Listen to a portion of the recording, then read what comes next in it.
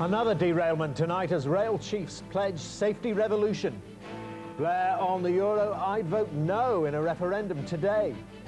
Disability campaigner told you can't get on our plane. Why the Queen was not amused on her trip to Italy.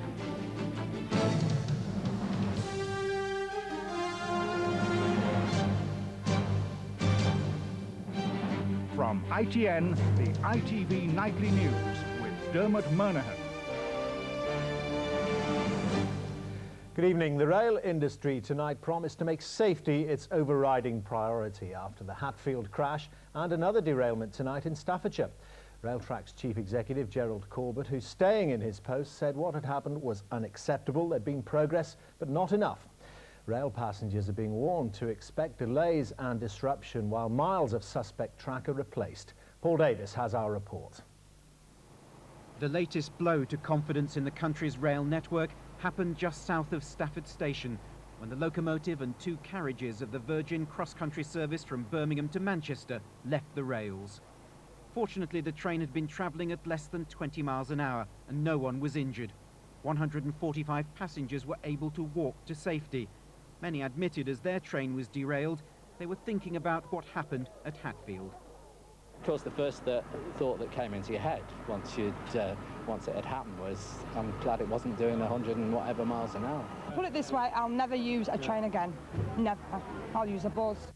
With ironic timing, tonight's as yet unexplained incident came as leaders of the railway companies were meeting in London to plan their response to the last fatal derailment at Hatfield and admitting their actions so far had been inadequate. What has happened is unacceptable. The reality is we made progress in the last couple of years, but not enough. And that does raise a whole series of issues around investment and around priorities. The first priority is to see that track known to be worn and suspect like that at Hatfield is not placed under pressure of trains travelling at more than 100 miles an hour. For if it is, this can happen with tragic results. For this reason, speed restrictions have already been imposed and trains are now crawling along the track at a worryingly large number of locations. Railtrack has identified potential trouble spots right across the country's rail network. No less than 81 separate sites where cracks and other problems have been detected in the rails. More than 150 miles of track is affected. As a precaution, train speeds have been cut in some places to just 20 miles an hour. All the suspect track will now be inspected and, if needs be, replaced. Rail passengers were tonight warned to expect severe disruption. It could be that there could be delays really going on for quite some time, and we may have to look at new timetables temporarily, depending on the scale of re-railing that we've got to face right across the industry to ensure that Hatfield does not happen again.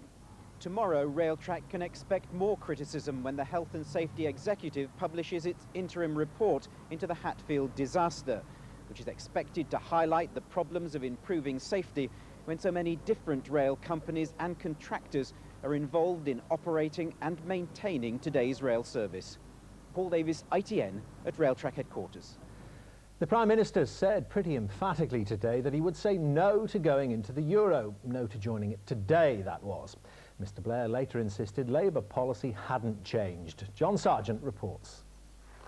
In South Korea, the Prime Minister once again spelt out the government's policy on the euro, but it was his remarks to journalists on the plane before he arrived which sparked off the controversy. He said, "If you come along to me with an opinion poll and said, do you want to join the euro today, I would say no." In Paris, the president of the European Central Bank, Wim Duisenberg, was asked to comment on speculation that this showed Mr Blair had lost confidence in the euro. I have no comment on it because I don't know the reasoning behind it. Those who manage the single currency through the central bank are worried about the way the euro has slumped on the foreign exchanges. And since the Danes voted no in their referendum, there's been increasing speculation that Britain too may get cold feet. Mr Blair had to stress policy was unchanged. Well, the government's position is that we don't recommend joining the euro today. That's always been the government's position. What we're saying, however, is that in principle we want to be part of it, but the economic conditions have got to be right. And the final decision is for the British people in a referendum. Now, that's our position now. It's always been our position.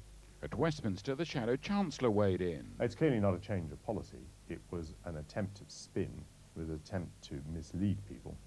But it has been a gaffe, which is why he's had to run round putting the record straight. Mr. Blair appeared to alter the usual rule, no assessment of the euro until after the election. The government's policy on the euro is unlikely to change in the run-up to the election, but as today's events show, it may become increasingly difficult for Mr. Blair to avoid saying what he thinks the chances are of Britain joining the euro. John Sargent, ITN, Downing Street. The Home Secretary Jack Straw claimed today to have a catalogue of incidents in which tanker drivers were intimidated during the fuel price protests last month. He said any repeat of such intimidation wouldn't be tolerated.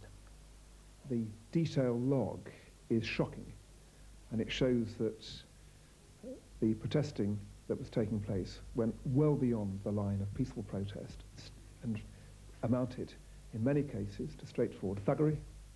A Palestinian and an Israeli were killed in a gun battle near Nablus in the West Bank today. The Israeli Prime Minister Ehud Barak called it a blatant violation by the Palestinian Authority of the ceasefire supposedly agreed on Tuesday. He'd given the Palestinians 48 hours to implement it. Robert Moore reports from Jerusalem. This evening in the skies over the West Bank, Israeli helicopter gunships were back in action.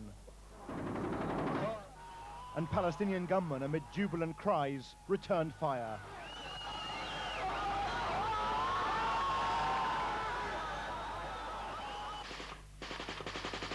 The gunships were intervening in a ferocious gun battle that was underway between Palestinians and Jewish settlers, this time in the hills near Nablus, not in the confines of the West Bank cities.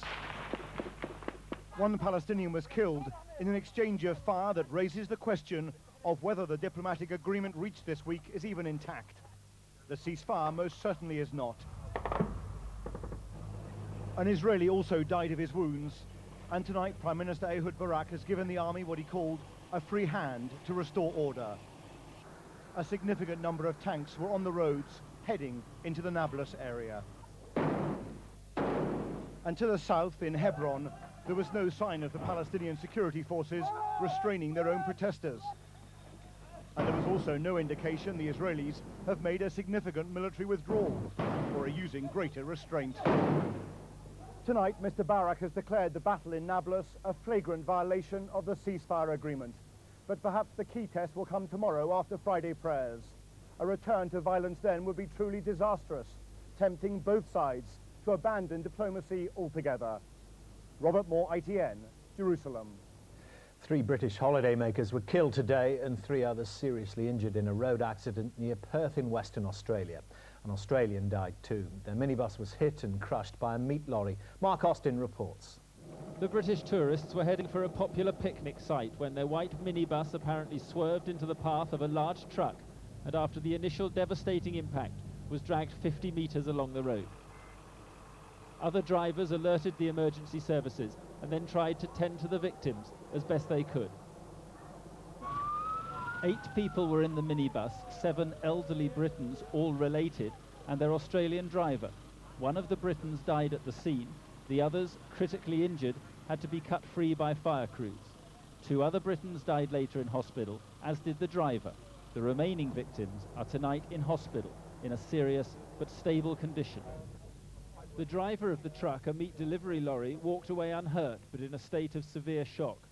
The weather was clear and bright, and this evening police in the town of Rockingham, 30 miles south of Perth, are trying to work out exactly how and why a holiday picnic trip ended in such appalling tragedy.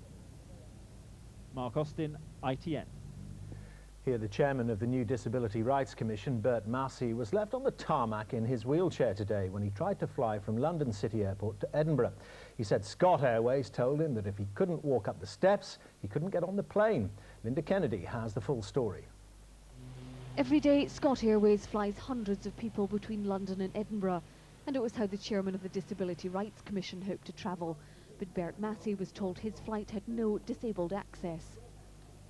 I was left on the tarmac while this aircraft went away, having taken my money, and apparently Scott Airways have a policy of not taking people in wheelchairs as passengers, and unfortunately that is lawful in this country. That's because the Disability Discrimination Act, which upholds disabled people's rights, doesn't apply to airlines. When Mr. Massey checked in here at Scott Airways, he indicated he'd need help to get on the flight. It wasn't until he was taken out to the plane he was told, "You'll have to walk." But the airline deny they discriminate. Our policy as an airline, because we operate small aircraft and in line with other airlines, is that you physically can't lift somebody on and off the aircraft steps because they're fairly narrow. Yet other carriers operating here try to help disabled passengers. In the future, new guidelines may oblige all airlines to do the same. Linda Kennedy, ITN, London City Airport. Anita Roddick of Body Shop fame set feathers flying today with the claim that most anti-aging beauty products were a waste of money. She said moisturisers worked, but the rest were pap. Here's Sue Saville. Anita Roddick travels the world selling skincare products, but lambasts the creams that claim to halt aging. The notion that you can apply yourself to a woman my age, and this is what 57 looks like, and it will get rid of your 30-odd years of environmental, or 40 years of environmental abuse and psycho abuse, whatever, is ludicrous. This beauty expert condemns the stance of the Body Shop's multi-millionaire founder. Anybody who's ever gone and bought a Body Shop eye gel or a face cream has always thought they might look a bit younger if they use it. And now to come out and say this, I think, is quite insulting almost to all those millions of women, all of us, we've all been there buying those products. Some of the Body Shop's own products do make claims beyond moisturising. This hand cream is said to contain antioxidant vitamin E to protect against the environment and panthenol to strengthen nails. But while Anita Roddick herself now dismisses many of the claims for skincare, some dermatologists disagree. Changes which are normally associated with aging, such as fine wrinkling, blotchiness, roughness of the skin, can be improved by various products. It's unlikely that Anita Roddick's comments will make a dent in sales in skincare products. Sue Saville, ITN. Sport, and one of English cricket's brightest prospects has been forced to pull out of the forthcoming Test series against Pakistan. Andrew Flintoff has been declared unfit. The 22-year-old all-rounder will fly home from Pakistan for treatment for a recurring back injury. He'll be replaced by pace bowler Alex Tudor. In the closing hours of her state visit to Italy, the Queen today saw Leonardo's 15th century masterpiece, The Last Supper. She'd helped indirectly in its restoration. She saw some modern design work as well, including a cardboard corgi. Libby Vina reports from Milan. The Queen in Milan today was back on the tourist trail, visiting a convent that houses one of Italy's finest paintings. For her, though, Leonardo da Vinci's masterpiece, The Last Supper, has a special significance, since drawings from her own royal collection were used to help with its restoration. Earlier outside Milan's town hall, Italian youngsters were waving the flag for the British Queen. It's nearly 40 years since her last visit here, and even in the city's busy financial district, she was causing quite a stir. The big fashion names were said to be impressed by her style. What she wears well, said one, and the children loved it. She's really beautiful. There was something familiar about one encounter today, a cardboard cutout of the Queen's corgi Phoenix, together with a royal doggy bag, were the centerpiece of a display at Milan's Design Institute. The theme was the Queen's table, and although she said she liked it, she didn't exactly look amused. Milan, the commercial powerhouse of Italy, was an important stop for the Queen, because in part this visit was about boosting trade. But on a personal level too, she's charmed the Italians, both here in the north and in Rome. Libby Vina, ITN, Milan. The main news again, the rail industry has promised to make safety its overriding priority after the Hatfield crash and another low-speed derailment tonight near Stafford. And Tony Blair says if he was asked if he wanted to go into the euro today, he would say no. Tonight's financial figures and telecoms and high-technology stocks bounced back to push the 100-share index 70 points higher. On Wall Street, the Dow also staged a recovery, closing up 167 points, and the pound is trading slightly lower against the dollar. And now just time for a look at tomorrow's front pages. And the Telegraph carries the warning from the Railtrack boss Gerald Corbett that safety and investment will take priority over punctuality and price reductions. The Times leads on Blair's new coolness towards the euro. It says his comments suggest the government would not hold an early referendum on the single currency if it won the next election. The Guardian too carries that euro story, but its front page also focuses on the Queen's new role as a fashion icon. It says her pastels and pearls had Milan's top designers gushing with admiration. The Mail leads on a warning that French beef is unsafe. It quotes a government advisor who says that while Britain's BSE epidemic is decreasing, the disease is on the increase in France. And The Sun devotes its front page to what it calls Blair's bombshell on the euro. The paper wonders whether the Prime Minister's comments were simply an election ploy. That's all for now. The ITV Evening News is at 6:30 tomorrow, and I'll be back again at 11. From all of us here with the ITV Nightly News tonight, goodbye.